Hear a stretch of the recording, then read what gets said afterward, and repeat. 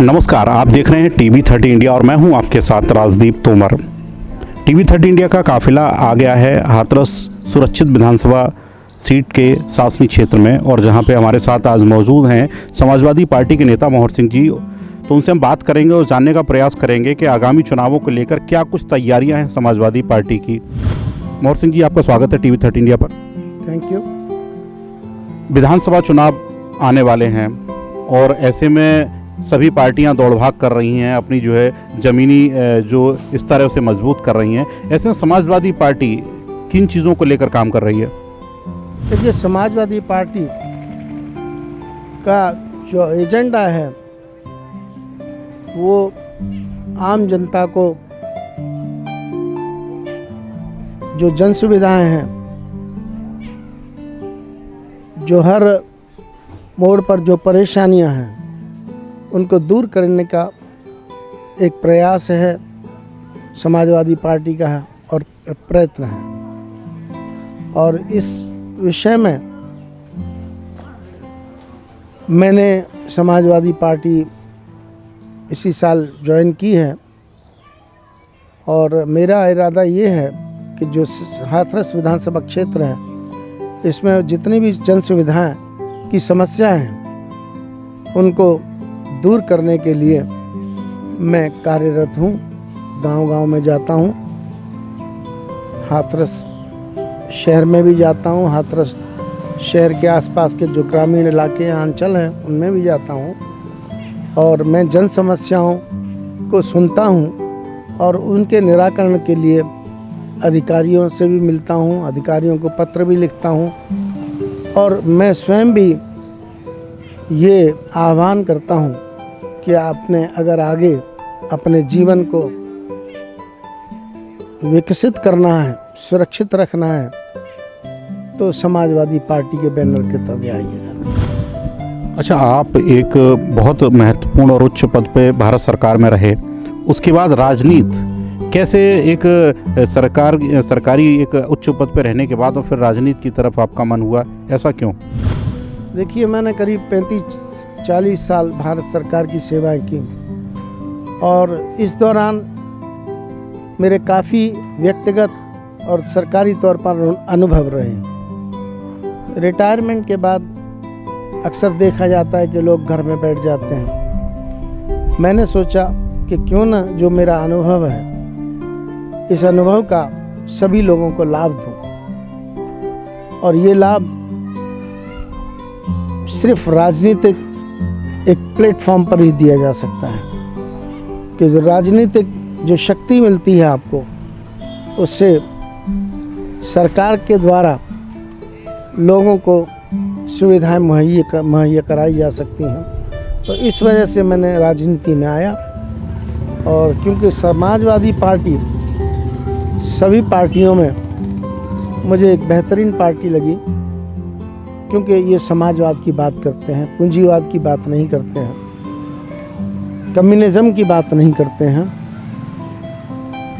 इसलिए मैंने समाजवादी पार्टी को ज्वाइन किया और इसमें मैं कार्यरत हूँ। गांव-गांव में जा रहा हूँ, दौरा कर रहा हूँ, पार्टी की जो नीतियाँ हैं और रीतियाँ हैं उनको मैं प्रसारित और अग्रसर कर रहा हूँ और इसी कार्य में मैं लगा हुआ। समाजवादी पार्टी ज्वाइन करने के बाद से अब आप समाजवादी पार्टी के एक अच्छे कार्यकर्ता के रूप में क्षेत्र में जा रहे हैं। समाजवादी पार्टी से पहले आप बहुजन समाज पार्टी से जुड़े रहे हैं।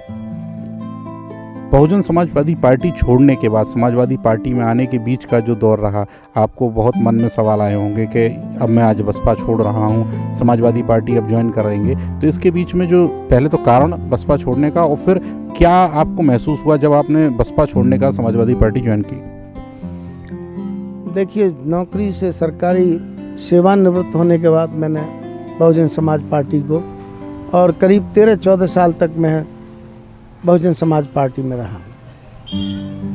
मैं बहुजन समाज पार्टी में ये सोच के आया था कि देश में अगर कोई पॉलिटिकल पार्टी है जो अम्बेडकर की विचारधारा को, बाबा साहब की विचारधारा को लेकर चल रही है, वो बहुजन समाज पार्टी है। लेकिन धीरे धीरे कांशीराम जी के ज़माने के बाद ऐसा लगने लगा कि ये पार्टी बाबा साहब डॉक्टर भीमराव की जो विचारधारा है उससे हटती जा रही है। और पिछले 1-2 साल से 2018-19 से ऐसा लगने लगा कि अब बाबा साहब और कांशीराम जी की जो विचारधारा थी, जो सपने थे, बीएसपी उसको ख़त्म करने का काम कर रही है। और इस वजह से मैं क्षुब्ध हो करके मैंने बहुजन समाज पार्टी से फरवरी 2020 में इस्तीफ़ा दे दिया। उसके बाद मैं 1 साल तक ये मनन करता रहा कि क्या मुझे पॉलिटिक्स में आना चाहिए या नहीं आना चाहिए। और अगर पॉलिटिक्स में मैं जाता हूँ तो आज के जो राजनीतिक माहौल है उसमें कौन सी पार्टी बेहतर रहेगी। मेरे पास भाजपा के लोग भी आए, बीएसपी के लोग भी आए, अभी भी आते हैं, लेकिन मैंने समाजवादी पार्टी को स्वयं से चुना। क्योंकि एक तो समाजवादी पार्टी के जो हमारे नेता हैं माननीय अखिलेश यादव जी, वो एक बहुत अच्छी छवि के नेता हैं और पार्टी लेवल पर उन्होंने एक तरह का मैं कहूँ रिफॉर्मेशन किया है, सुधार किया है। वो उन्होंने पार्टी को एक नया रूप दिया है और पार्टी के लिए नौजवान कार्यकर्ता तैयार किए हैं। इसलिए मैंने समाजवादी पार्टी को ज्वाइन किया। समाजवादी पार्टी ज्वाइन करने के बाद अब आप फील्ड में हैं और लोगों के बीच में जा रहे हैं, तो क्या कोई बातचीत हुई आपकी ऊपर नेतृत्व से कि आपको टिकट दी जाएगी, आप आगे चुनाव लड़ेंगे, क्या कुछ इस तरह की बातचीत हुई? देखिए, मैंने जिस दिन पार्टी ज्वाइन की, समाजवादी पार्टी, माननीय प्रदेश अध्यक्ष, माननीय राष्ट्रीय अध्यक्ष जी के निर्देशानुसार मेरे को जो पार्टी की सदस्यता दिलाई वो प्रदेश अध्यक्ष उत्तम भाई पटेल जी ने दिलाई थी। और उसी दिन मैंने विधानसभा हाथरस से प्रत्याशी के लिए आवेदन भी किया था। और उसके बाद से मैं पूरे विधानसभा क्षेत्र में लगा हुआ हूँ, लोगों की जन समस्याएं सुनता हूँ, उनको हल करने का कोशिश करता हूँ और गांव-गांव में जा कर के मैं समाजवादी पार्टी की जो नीतियां हैं और आगे जनहित के कार्य करने की योजना है उनको बताता हूँ। आपको पता होगा कि अभी अखिलेश यादव जी ने 10 लाख नौकरियाँ, अगर समाजवादी पार्टी की सरकार आती है तो पहली कैबिनेट की मीटिंग में वो सरकारी 10 लाख नौकरियाँ हमारे युवाओं को देंगे। उसके बाद भी उन्होंने बिजली के लिए कहा है कि 300 यूनिट तक बिजली हर घर को फ्री दी जाएगी। और भी अखिलेश जी के दिमाग में बहुत सी जनहितकारी योजनाएं हैं जिनको अगर ये जनता समाजवादी पार्टी की सरकार लाती है तो वो इसको लागू करेंगे, पूरे प्रदेश में लागू करेंगे। वर्तमान विधायक जो यहाँ से हैं इस विधानसभा क्षेत्र से, हरिशंकर माहौर जी, वो भी ये साबित करने का प्रयास कर रहे हैं लोगों के बीच में जाके कि उन्होंने सर्वाधिक विकास कार्य किए हैं। ऐसे में पब्लिक किस आधार पे वोट करेगी आपको? अगर आपको टिकट दी जाती है, समाजवादी पार्टी से आपको उतारा जाता है, तो किस आधार पे पब्लिक वोट करेगी? क्योंकि वो भी कह रहे हैं कि उन्होंने तो बहुत विकास कार्य किए। देखिए, जो माहौर जी का आपने बात किया, वो बीजेपी के नेता हैं, एमएलए हैं। बीजेपी के बारे में मैं कोई टिप्पणी नहीं करूंगा और न उनके एमएलए के बारे में कोई टिप्पणी करूंगा। मैं अपने बारे में कह सकता हूं, मेरी जो दीक्षा है, मेरी शिक्षा हुई है, मैंने अलीगढ़ यूनिवर्सिटी से इंजीनियरिंग की डिग्री ली है। उसके बाद मैंने भारत सरकार में एक अधिकारी के पद पर कार्य किया है। भारत सरकार में एक मेरा बहुत बड़ा अनुभव रहा है और मेरी योग्यता, मेरे अनुभव, मेरा आचरण, मेरा व्यवहार शासनीय तहसील के लोग ही नहीं, पूरे हाथरस ज़िले के लोग जानते हैं मेरे बारे में अच्छी तरह से मैं किस तरह का व्यक्ति हूँ। तो अगर उनको ये लगता है कि एक योग्य व्यक्ति हैं और पढ़े लिखे व्यक्ति हैं और ऐसे व्यक्ति को असेंबली में जाना चाहिए, विधानसभा में जाना चाहिए, तो ये जनता का अधिकार है, यहाँ की हाथरस विधानसभा क्षेत्र की जनता का अधिकार है कि वो मुझे पसंद करें या न करें। आप अब फील्ड में जा रहे हैं, गली गली गांव-गांव और शहरी क्षेत्रों में भी जा रहे हैं, तो आपको जो ज़मीनी स्तर की यहाँ पे जो समस्याएं आपको मालूम चली होंगी कि कौन कौन सी ऐसी समस्याएं, मूल समस्याएं हैं जो हाथरस सुरक्षित विधानसभा क्षेत्र की हैं। तो अगर जनता समाजवादी पार्टी आपको टिकट देती है और आप चुने जाते हैं और आप पहुंचते हैं, तो वो कौन सी ऐसी चीज़ें होंगी जिनको आप सबसे पहले सुधारने का कार्य करेंगे या जिन चीज़ों पर कार्य करेंगे?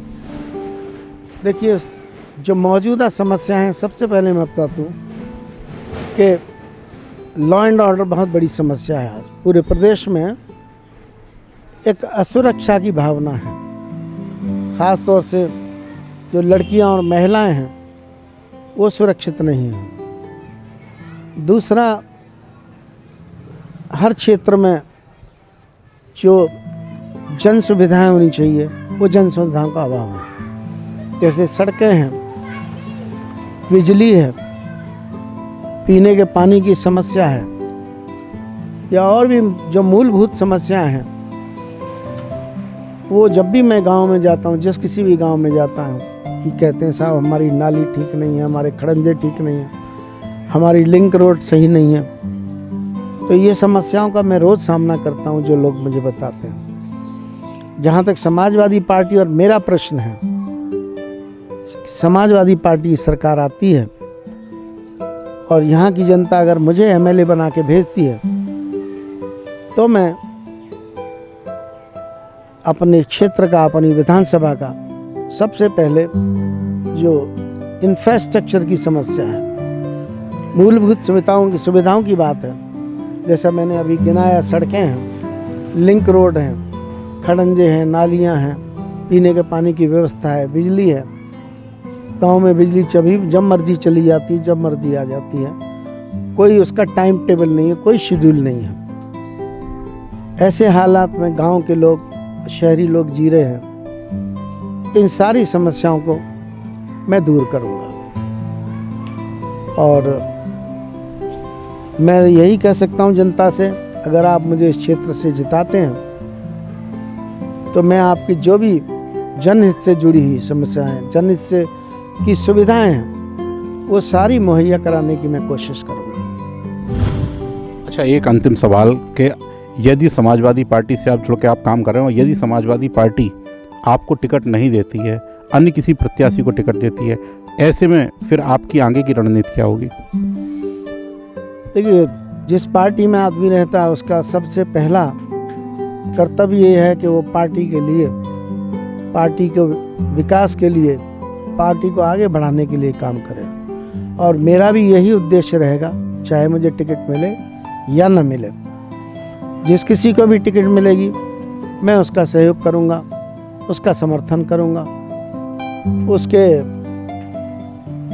कैंपेन में जाऊंगा और पार्टी को मैं आगे बढ़ाने के लिए निरंतर कार्यरत रहूंगा। बहुत बहुत धन्यवाद। आपने बहुत महत्वपूर्ण बातें हैं जो बताई और आगे आने वाले चुनावों में जो चीज़ हम लोगों को देखने को मिलेगी। हमारे साथ आज मौजूद थे समाजवादी पार्टी के नेता मोहर सिंह जी, जिन्होंने बहुत महत्वपूर्ण बातें बताई आगे आने वाले विधानसभा चुनावों को लेकर कि क्या कुछ समाजवादी पार्टी की तैयारी और खासकर हाथरस सुरक्षित विधानसभा क्षेत्र जो है वहाँ पे क्या कुछ तैयारी है, और यदि समाजवादी पार्टी के प्रत्याशी को जनता चुन के भेजती है तो आगे आने वाले समय में कौन सी ऐसी चीज़ें होंगी जिन पर समाजवादी पार्टी और यहाँ के प्रत्याशी काम करेंगे।